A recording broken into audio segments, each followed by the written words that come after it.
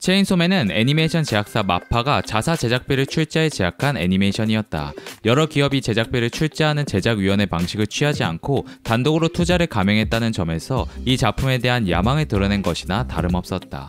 체인소맨은 마파의 출자로 만드는 거니까 재밌는 작품을 만드는 걸로 끝나지 않고 더 큰 걸 바꿔나가기 위한 비전을 가지고 있지 않으면 안 된다. 라는 나카야마 류 감독의 인터뷰는 체인소맨을 보다 도전적이고 혁신적인 작품으로 만들고자 했다는 것을 방증한다.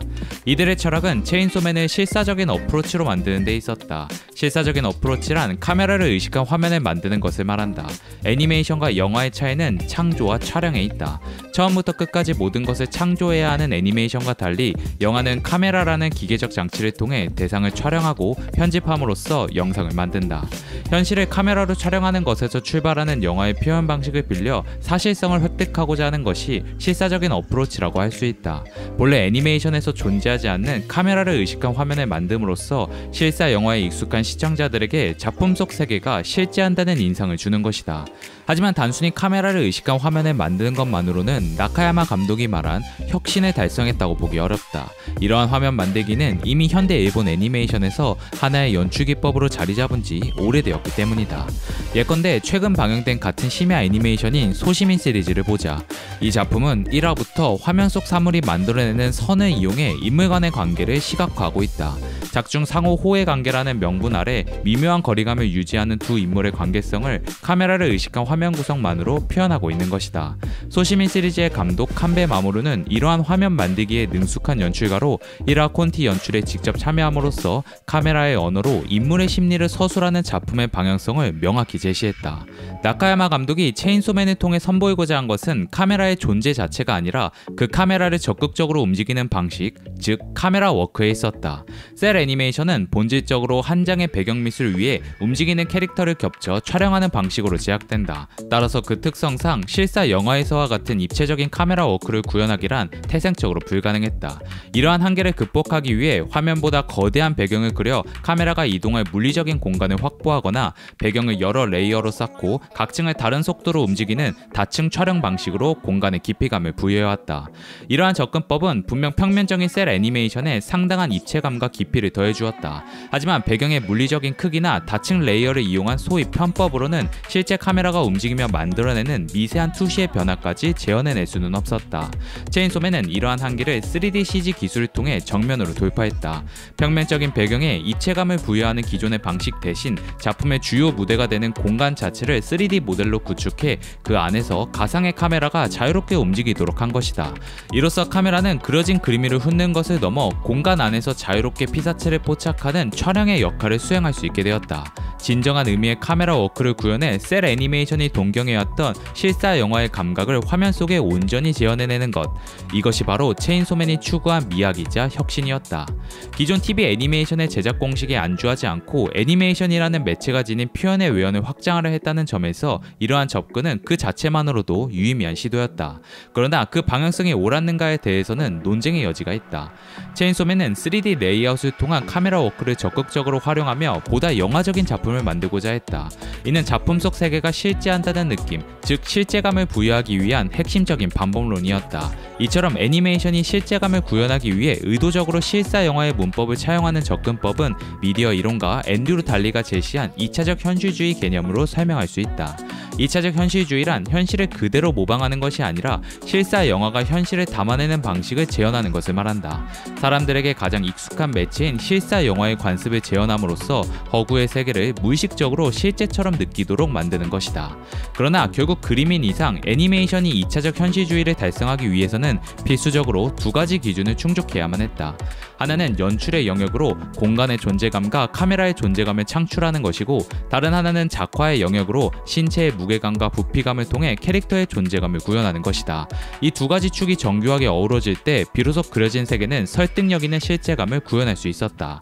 앞서 언급했듯 체인소맨은 3D로 구축된 제작된 공간 안에서 가상의 카메라를 자유롭게 움직이는 방식을 택했다.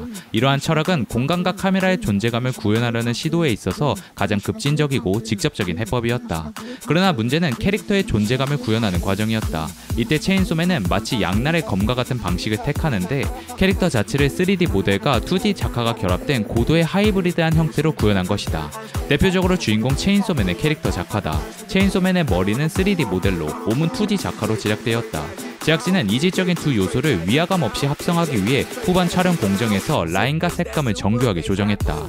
나아가 움직임 또한 3D 모델을 가이드 삼아 그 위에 2D 작화를 덧입히는 방식으로 제작했다.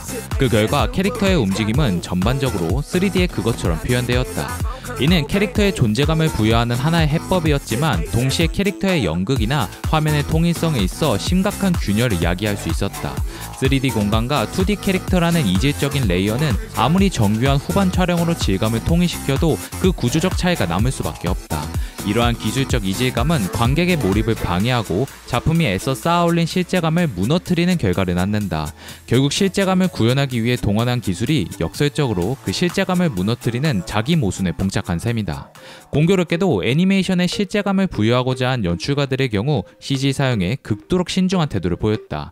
실제감을 부여하고 믿을 수 있는 세계를 만들기 위해서는 역시 실사 영화에서 유효한 방법이 애니메이션에서도 유효하다고 생각하지 않을 수 없습니다. 라고 말하며 실사 영화의 연출 기법을 적극적으로 도입한 다카하타 이사오는 린조칸이라는 개념을 제시하고 이를 통해 화면을 통제했다. 린조칸이란 평면적인 애니메이션 공간에 실제 카메라의 존재를 각인시켜 관객이 마치 그 현장에 있는 듯한 느낌을 받도록 만드는 것을 말한다.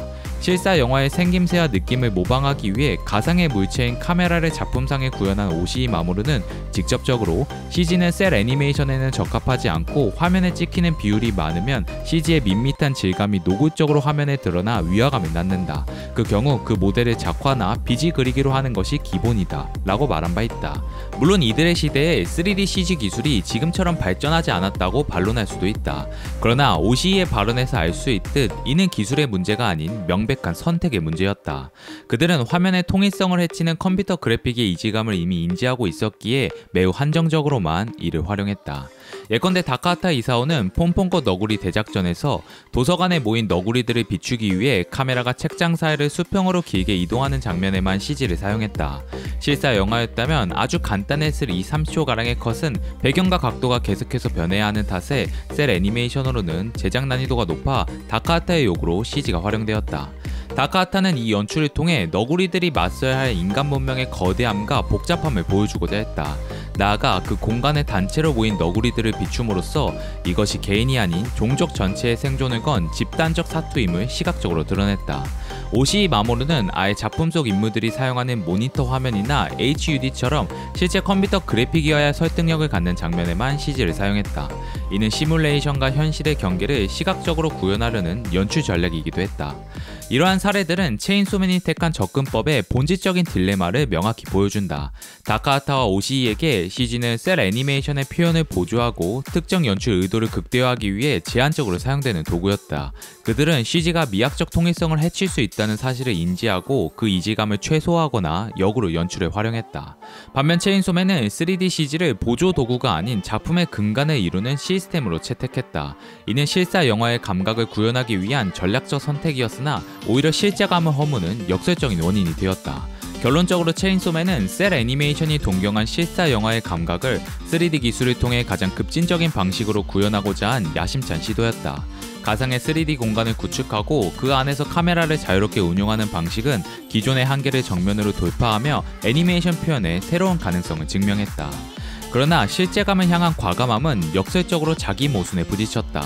실제감의 한 축인 공간과 카메라를 위해 도입한 3D 레이아웃이 다른 한 축인 캐릭터의 존재감과 충돌하며 구조적인 이질감을 낳은 것이다.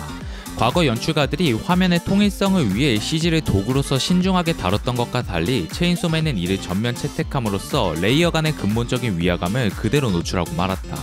체인소맨의 시도는 애니메이션이 기술을 통해 실제감을 구현하고자 할 때 직면하는 선택과 한계를 드러낸다. 이 작품이 보여준 혁신과 명암은 기술적 진보가 표현의 진보와 동일시될 수 없음을 보여주며 매체의 본질에 대한 성찰이 동반될 때 비로소 그 의미가 확립됨을 시사한다. 나카야마 류 감독의 체인소맨은 기술과 표현의 관계를 고찰하는 데 있어 하나의 중요한 사례로 기록될 것이다.